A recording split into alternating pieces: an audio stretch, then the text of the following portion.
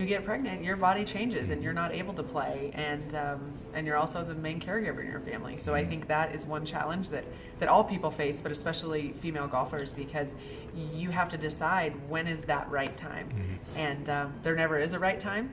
I was fortunate that my husband Mike, we had been married probably about 6 years or 7 years at the time, and he decided he was going to be done playing mini tours, and he said, hey, if we're going to have a family, I'm going to come out and travel. So he actually came out and started caddying on the LPGA, so we could try to start having a family. And I ended up luckily being able to have him when I was 29, and I knew it was going to be a choice of, you know, it's not golf 100% of the time now, and that's hard when you're an athlete, when you have to be selfish with your time to be really, really great at what you do, and that was hard, but at the same time, it was the best decision I could have made.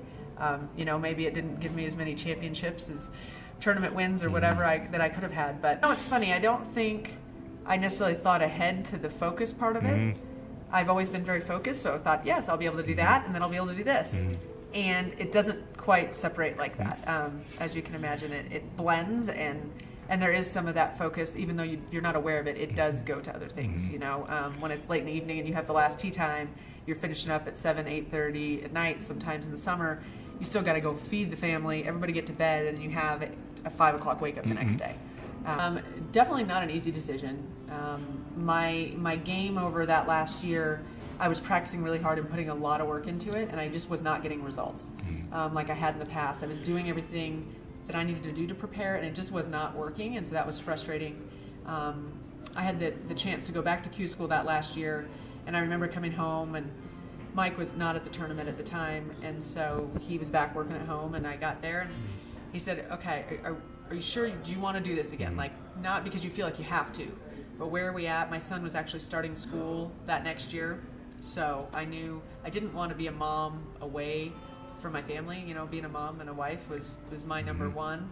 I was very blessed. God gave me the ability to have a passion for golf, but it wasn't who I was, and it's still hard. It was a hard adjustment, hard decision to make. And you know what? I was very proud of what I was able to do. Obviously, you always want more out of your performance. You always wish you could have done more. But you know, at the end of the day, I was very healthy over all those years. To be able to play that long was awesome. Had a great network of people, so supportive, that helped me and encouraged me, good and bad. You know, you always know the people who were there even when you weren't doing well, and you know, those are the people who really love you no matter what. And I was so fortunate, and the town of Las Vegas to me had just been so supportive of me and all the courses, you know, getting to practice places.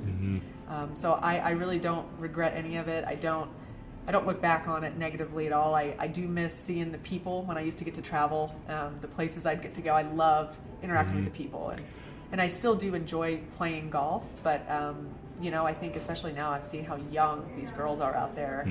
It's like a different world. Even for I realized the other day, it's 4.5 years I think since I've retired from playing, and it seems like a long time, but then not that long ago, and it's changed a lot.